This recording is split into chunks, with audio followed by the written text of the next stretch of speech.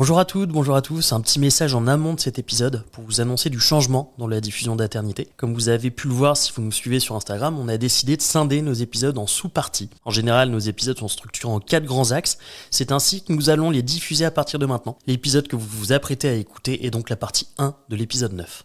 Désir d'enfant, conception, grossesse, naissance et premiers mois. Nos invités nous racontent leurs petites et grandes histoires dans Aternité. Aternité, c'est le podcast autour de la naissance, de la paternité et de la maternité. Je suis Clémentine, et lui, c'est Marc.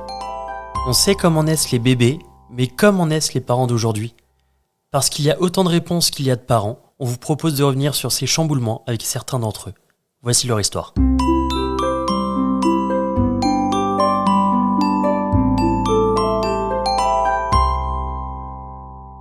Bonjour à toutes, bonjour à tous. Aujourd'hui, on part à la rencontre de Laetitia et Paul qui vont nous raconter leur histoire. Bonjour Laetitia. Bonjour. Bonjour Paul. Bonjour. Bienvenue sur Aternité.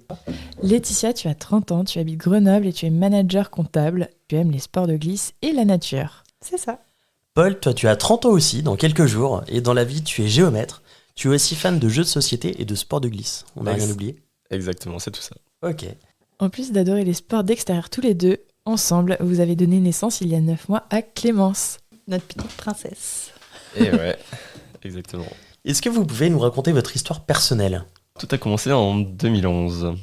C'est ça, en fait au début de notre vie étudiante. Ouais, c'est ça, on faisait tous les deux nos études à Grenoble du coup. Moi je viens d'Ardèche, Laetitia de Savoie.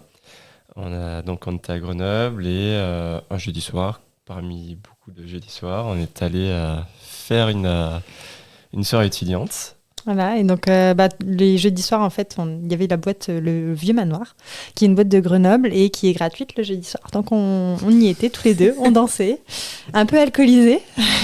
Un peu beaucoup peut-être. Et moi, j'avais en tête de danser avec un mec mignon pour pas que les autres mecs viennent danser avec moi, etc. Et il se trouve que ce mec mignon Paul a été Paul. Mignon, voilà. Et pour la petite histoire quand même qui est notre début, du coup, on a dansé ensemble, on a échangé 3 mots. Moi, je savais qu'il s'appelait Quentin, qu'il avait 18 ans et qu'il était en fac de géo. Et donc, il m'avait dit qu'il y avait une soirée géo la semaine suivante. Et la semaine suivante, j'ai réussi à convaincre tous mes amis d'aller à la soirée géo.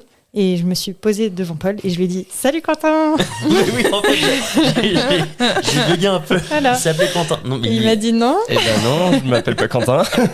Tu te trompes. Et là je me suis dit, merde, ça part mal. Belle première impression. Voilà. Et après, du coup, donc 2011, on s'est séparés 1 an en 2016. 16. Et voilà, sinon, ça fait déjà quelques années.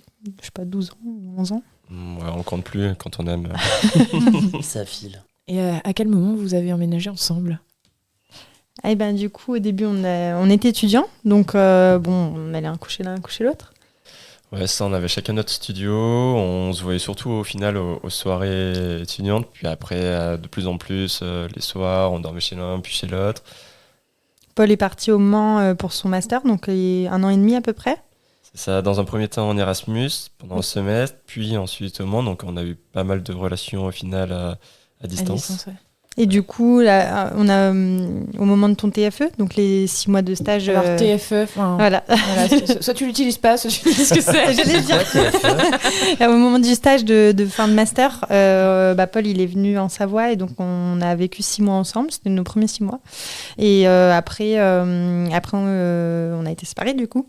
Et après, il est revenu sur Grenoble et on a vécu 2 ans dans un appart en location et ensuite on a acheté. Ça fait déjà 3 ans. Depuis 2018, on s'est mis ensemble dans le même appartement. Et après, ouais, comme tu as dit, on a d'abord loué puis ensuite on a acheté. Et dans tout ça, à quel moment s'est apparu le désir d'enfant chez vous ? C'était ensemble, séparément Moi, je me suis toujours imaginé avoir des enfants plus tard. Enfin, j'imagine toujours plus tard avoir des enfants. Mais je kiffais ma vie, tranquillou, de jeune. Je profitais, je voyageais. Dormais. Voilà, je dormais. Je faisais des soirées à droite, à gauche. Je profitais des sports, d'extérieur. J'allais bivouaquer à droite. Dès qu'on me proposait un truc, je le faisais sans contrainte réelle. Et pour moi, j'avais envie d'avoir un enfant un jour. Mais pas forcément tout de suite. Enfin, je ne savais pas quand. Et pour moi, le bébé, l'enfant, c'était synonyme de beaucoup de contraintes, en fait. Donc, Tu t'imaginais quoi comme contrainte?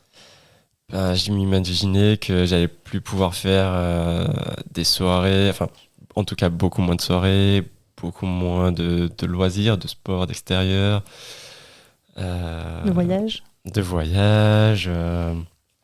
Donc, au final, beaucoup de choses que je faisais actuellement. Donc, enfin, actuellement. avant, avant le bébé. Et moi, pareil, j'ai toujours eu envie d'enfant aussi. Je pense que peut-être passé 26-27, j'y pensais de plus en plus quand même.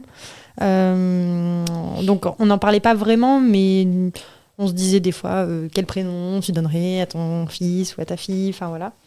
Et après on en a parlé de plus en plus. C'est ça, en fait, je savais que Laetitia, elle était au feu vert, enfin elle était OK. Il manquait plus que je sois d'accord. Du coup, au final, ce qui nous a un petit peu motivés, c'est à la fois un petit peu, on voit que nos parents ils prennent de l'âge, on a envie que nos parents connaissent nos enfants. Il y a un petit peu ça. Alors, bon, c'est notre point de vue, c'est pas forcément. Et que nous aussi, on prend de l'âge. Voilà, c'est ça. Et puis après, c'est vrai qu'on entendait souvent parler de gens qui avaient des difficultés pour avoir des enfants. Et on se disait, autant ça peut prendre 2 ans, 3 ans, 4 ans.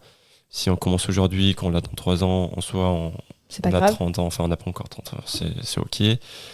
Donc c'était déjà le bon moment. Voilà, et au final, il y avait aussi le 3e point, c'est qu'on était un petit peu OK sur les diplômes, sur l'appartement. On avait un petit peu tous les indicateurs ouverts. Parce qu'on a fait quand même des diplômes assez longs. On avait 3-4 ans après le bac où on a repassé des mémoires, etc. Donc voilà, jusqu'à présent, c'était pas le moment. Et là, ça devenait le moment. Ok. Après le master, pas après le bac. Ouais. Après le master. Ah oui, c'est pas pareil. Ok. Et c'est arrivé très vite? Oui. Au final, pour l'histoire complète, moi, j'avais un papillomavirus. En fait qui était suivi, et un jour les lésions sont devenues un petit peu plus importantes, donc je me suis fait opérer entre guillemets au laser, et du coup à partir de là pendant 6 mois fallait attendre et surveiller au bout de 6 mois, et donc j'ai arrêté la pilule. Je me suis dit de toute façon voilà, on va attendre, et en fait quand il a dit c'est bon, ça a bien géré, ça s'est bien cicatrisé, on va dire.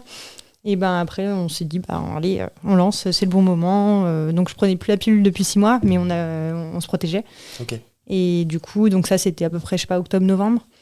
Et Clémence, je suis tombée enceinte en début février, fin mi-janvier, quelque chose comme ça. C'était quoi les symptômes du papillomavirus? Il n'y en a pas. Il n'y en a pas? En fait, ça consiste en quoi C'est au final au moment des frottis, quand quand le gynéco te fait les prélèvements, après les prélèvements reviennent négatifs, je ne sais pas comment on peut dire. Et toi, tu te rends pas du tout compte, tu n'as aucun symptôme, donc tu ne peux pas le savoir si tu ne vas pas chez le gynéco. Ok. Et du coup, tu t'es fait opérer? Ouais. De ça. Okay. Il y avait 2 possibilités, soit c'est le laser, soit c'est couper une partie du col de l'utérus. Okay. Mais aux femmes qui n'ont pas eu d'enfants, c'est le laser. D'accord. T'es tombée enceinte super rapidement. Est-ce que tu te rappelles du moment où t'as fait le test? Est-ce que t'étais là, Paul, ou pas? Non. Non. Le test, c'est tôt le matin. Et moi, je fais un pipi à 4h du matin, donc je suis allée c'est très très tôt le matin. Et du coup, j'ai fait le test. Et j'avais attendu 14 jours. J'étais assez régulière au niveau de mes règles. J'avais attendu bien 14 jours pour pas me faire de faux espoirs. Donc j'ai fait le test. Il était positif. Et du coup, j'ai écrit un petit texto à Paul pour son réveil. Elle m'a écrit un petit message rempli de smileys. Que des smileys. Où tu voyais un petit bébé, il me semble, puis tu voyais plein de... En fait, il y avait toutes nos activités qu'on faisait jusqu'à présent, le fait que ça faisait 10 ans qu'on était ensemble, et puis ça finissait par un petit bébé. Ah, c'est trop bien. Tu t'es creusé la tête quand même à 4h du matin. Tu y avais pensé déjà à ça? Non, c'est ou c'est venu comme ça? Non, c'est venu un peu comme ça. Waouh. J'avoue que quand je me suis réveillé, que j'avais clairement j'étais dans le pâté, j'ai vu le message, j'ai mis un petit peu de temps à C'est une comprendre charade. le truc. Ouais, je me suis dit, oh, putain, Je relève le charade défi. bon matin. C'est parti. Là, Bon, voilà, on en avait déjà parlé, que c'était pas une énorme surprise, mais c'était quand même une surprise. Ouais. Ça a pris combien de temps entre le moment où vous avez commencé les essais bébés et le moment où ça a marché? du coup, 3 mois, Ouais. quelque chose Ouais. comme ça. Ok. Donc c'était assez rapide. C'est rapide. Mais ça paraît long quand même, Bah ouais. au final. Mais c'était rapide. C'est la fin de cette première partie de l'épisode 9.